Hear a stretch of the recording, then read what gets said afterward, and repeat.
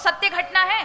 साहब जी ढोलकिया नाम है उनका, बहुत बड़े उद्योगपति है। वो अपने एम्प्लॉय को महाराज वो हर दिवाली पर गाड़ियां इत्यादि सब भेंट करते हैं, बड़ा नाम है उनका। उनका इकलौता बेटा था, विदेश से पढ़ कर के आया। देखो तब किसे कहते हैं बच्चों को कैसी शिक्षा देनी चाहिए। जब वो बच्चा MBA करके आया और जब लौट कर घर आया तो पिता ने कहा देखो डिग्री मुझे दो और तुम्हारा जो वोटर ID कार्ड है ये भी मुझे दो। तुम कौन हो क्या हो ये किसी को नहीं बताना है, क्या तुमने पढ़ा है क्या नहीं पढ़ा है ये भी नहीं बताना है, ये सारी चीजें मुझे दो।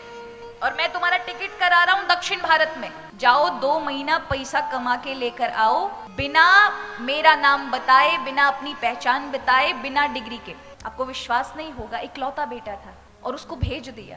7,000 रुपए उसको दिए, जरूरत पड़े तो ही उपयोग करना, नहीं 7,000 वापस चाहिए। और 2 महीने में कितना कमा के लेकर आते हो ये चाहिए।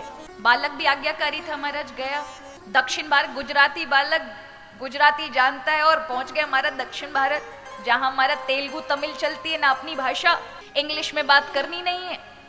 पिता ने सारी चीजें बताई, अगर तुमने कुछ भी चीजों का उपयोग किया तो अच्छा नहीं। बालक भी आज्ञाकारी, गया सबसे मारे, पहले तो बड़े बड़े होटल में ही गया, लेकिन किसी ने, क्योंकि डिग्री है नहीं, नाम बताना नहीं है, कुछ है नहीं आधार, किसी ने नहीं उसे जॉब दी, नौकरी नहीं दी। 2-3 दिन हो गए, अब तो भूख से पीड़ित था।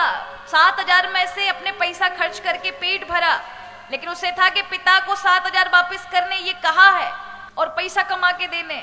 तो फिर सड़क किनारे ढाबों पे जाकर के वेटर की नौकरी मांगी कि मुझे नौकर बना लीजिए कि मैं लोगों को सर्व कर सकूं, परोस सकूं। लोगों ने वो भी नहीं दी।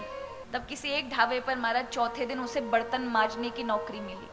8x8 के कमरे में 8-8 लोगों के साथ उसे सोना पड़ा। जो इतने ऐसो आराम में रहने वाला बालक, सुबह सुबह उठ करके 10 गालियां खा के, लोगों का सुन के, किस प्रकार से उसने महाराज वो 2 महीने व्यतीत किए। एकदम काला पड़ गया, क्योंकि नहाया भी नहीं कई दिनों से और काम में ही लोग लगाए रहते थे, उल्टा सीधा सुनाते। और इस तरह से 6,000 रुपए उसको प्राप्त हुए। 2 महीने बाद अपने पिता को फोन करता है, पिताजी मैंने 6,000 रुपए कमाए। पिता ने कहा उनको खर्च नहीं करना, जो 7,000 दिए उसी से टिकट बनवा के आओ। टिकट बना करके वो आता है। अहमदाबाद के स्टेशन पे जब उतरता है ना, तो पिता ढोल नगाड़े लेकर के और परिवार के साथ उसका वेलकम, स्वागत करने के लिए खड़ा था। और जैसे ही उस बालक ने जनरल कोच से बाहर पैर रखा, कोई रिश्तेदार नहीं पहचान पाया, लेकिन पिता ने उस कालिक में छुपे हुए बेटे को पहचान लिया। दौड़कर उसकी वो दशा देख के पिता की आंखों में अश्रु आ गए, हृदय से लगा लिया। बेटा चरणों में पड़ गया, पिताजी ये 6,000 रुपए और ये 7,000 में से कुछ मेरे से खर्च हो गए थे। पिता ने कहा बेटा ये पैसों की बात नहीं है, इन पैसों को संभाल के रखना जो तुमने कमाए। तुम्हें पता चला पैसों की कीमत क्या है? तुम्हें पता चला कि व्यक्ति की पहचान यदि ना हो तो व्यक्तियों का व्यवहार कैसा होता है? तुम्हें पता चला लोगों के साथ अब तुम्हें कैसा व्यवहार करना है, जो तुम्हारे नीचे काम करने वाले लोग हैं? तुम्हें पता है अब समय की कीमत क्या है? रो पड़ा, पिताजी मुझे सब पता है, अब पता चल गया, इससे बड़ी शिक्षा और कुछ नहीं है। पिता ने तुरंत अपनी ऑफिस की चाबी दी, कहा अब तुम्हारा ऑफिस है, संभालो। ये होता है तब। सजी सजाई थाली देंगे तो क्या होगा, वो समझ नहीं पाएंगे।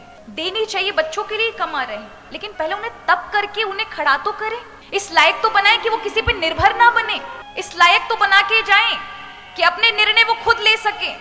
लोगों के साथ जो आपने व्यवहार कमाया है, बच्चों से दुगना कमा कर जाएं। ये सब केवल तप से ही हो सकता है, इसलिए बच्चों को तप कराना चाहिए।